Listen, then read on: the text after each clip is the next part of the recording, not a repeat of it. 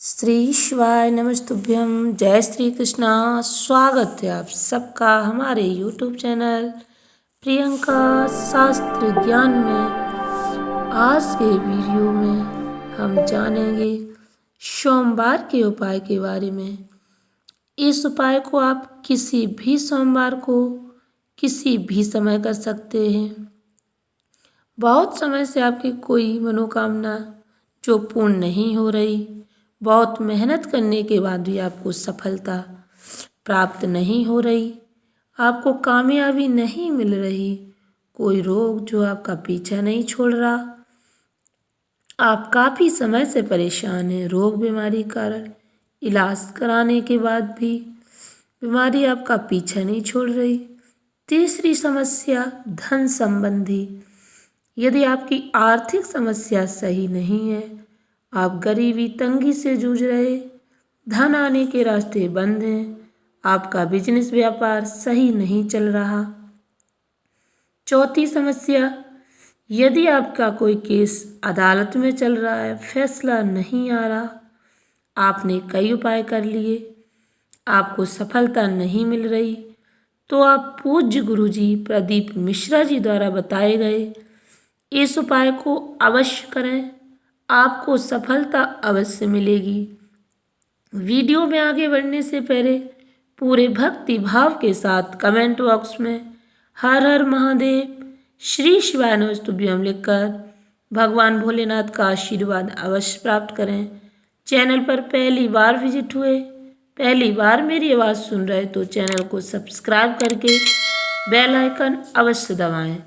पूज्य गुरुजी ने अपनी कथा में जो उपाय बताया, मैं उस उपाय को समझाने का पूरा प्रयास करूंगी, जिससे आपको एक एक बात समझ में आ जाए और आप उपाय को विधि पूर्वक करके उसका लाभ ले सकें।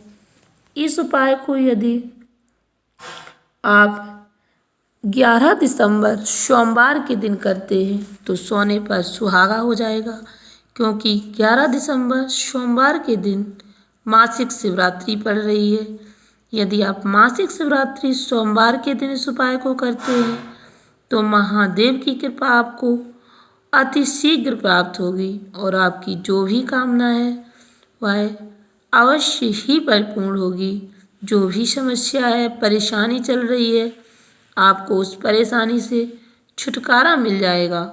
उपाय को समझने के लिए वीडियो को पूरा देखें, एक एक बात ध्यान से सुने। भक्तों, इस उपाय को करने के लिए आपको 3 पत्ती वाली बेलपत्र लेना है। इस बेलपत्र की बीच वाली डंडी पर पीले चंदन का लेप करना है। इस बेलपत्र में जो डंडी होती है, उस डंडी के बीच स्थान पर मैंने कोशिश की है आपको चंदन लगाकर बताने की, उस पर चंदन का लेपन करना है। भक्तों, ध्यान रखना, बेलपत्र कटी फटी नहीं होनी चाहिए। इसके बाद आपको बेलपत्र पर 7 चावल के दाने रखने हैं। 7 चावल के दाने, ध्यान रखना, अक्षत खंडित नहीं होनी चाहिए, क्योंकि भगवान भोलेनाथ खंडित वस्तु स्वीकार नहीं करते हैं, इसलिए चावल देख कर ही चढ़ाएं। अब ध्यान से सुनना, एक बेलपत्र और 7 चावल के दाने लेकर आपको पहुंचना है शिवजी के मंदिर।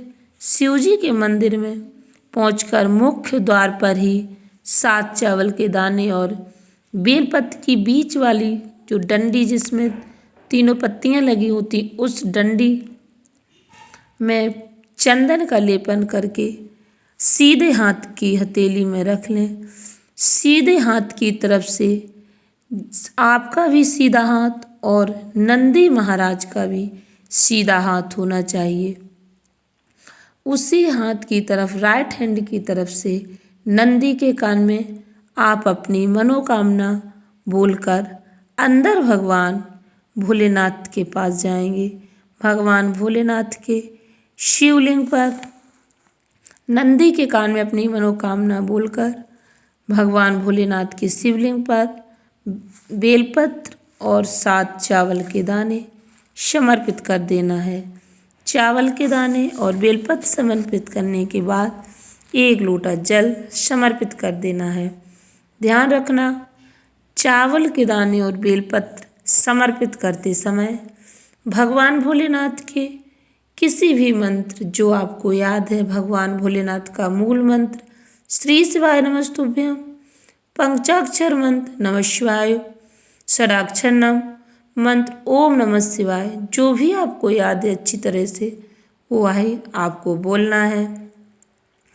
बेलपत्र को समर्पित करते समय ध्यान रखें, बेलपत्र की डंडी माता अशोक सुंदरी की तरफ होनी चाहिए।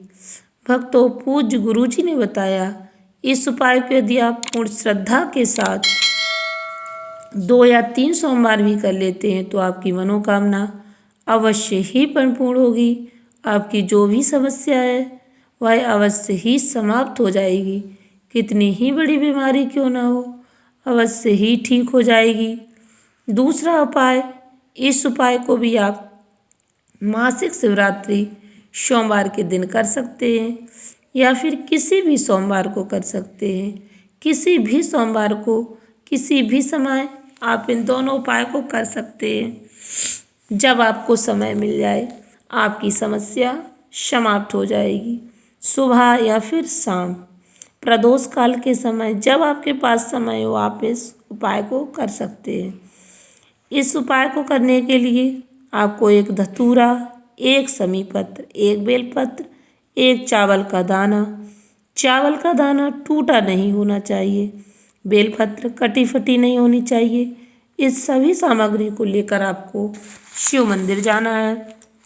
आपके पास बेलपत्र नहीं है तो आप चिंता ना करें, आप शिवलिंग पर चढ़ी बेलपत्र उठाकर अपने जल से धोकर अपनी थाली में रख लें। भक्तों, ध्यान रखें, जब गुरुजी कोई ऐसा उपाय बताते हैं जिसमें 2, 3, 4 इससे अधिक सामग्री, जितनी भी सामग्री बताते हैं उस सारी सामग्री को आपको एक साथ भगवान भोलेनाथ के शिवलिंग पर समर्पित करना होता है। सामग्री समर्पित करते समय आपको जो भी मंत्र याद है उस मंत्र का उच्चारण करना है। नमः शिवाय, ओम नमः शिवाय, श्री शिवाय नमस्तुभ्यं, जो भी आपको अच्छे से याद है उस मंत्र का उच्चारण करते रहना। इस उपाय को करते समय 1 चावल का दाना, 1 बेलपत्र, 1 समीपत्र, 1 धतूरा, चारों सामग्री को एक साथ हाथ में पकड़कर त्रिपुरारी महादेव का नाम लेते हुए शिवलिंग पर समर्पित कर देना है। भक्तों, यदि आप सच्चे मन पूर्ण श्रद्धा के साथ इस उपाय को करते हैं तो आपकी मनोकामना अवश्य ही परिपूर्ण होगी। जो भी आपकी समस्या है उससे आपको अवश्य छुटकारा मिल जाएगा। वीडियो में बताए गए 2 उपाय में से आप कोई सा भी उपाय कर सकते हैं और किसी भी समय कर सकते हैं, किंतु ध्यान रखना भक्तों, यह उपाय आपको सोमवार के दिन ही करना है। आशा करती हूँ वीडियो आपको अच्छी लगी होगी, वीडियो उपयोगी लगी हो तो वीडियो को लाइक शेयर अवश्य करें, जिससे अन्य लोगों को भी लाभ मिल सके और हम सभी को भगवान भोलेनाथ का आशीर्वाद प्राप्त हो सके। यदि आप पशुपति व्रत के बारे में जानना चाहते हैं तो कमेंट बॉक्स में अवश्य लिखें, या फिर आपका कोई और प्रश्न है तो आप कमेंट बॉक्स में लिखकर पूछ सकते हैं। धन्यवाद भक्तों। श्री शिवाय नमस्तुभ्यं।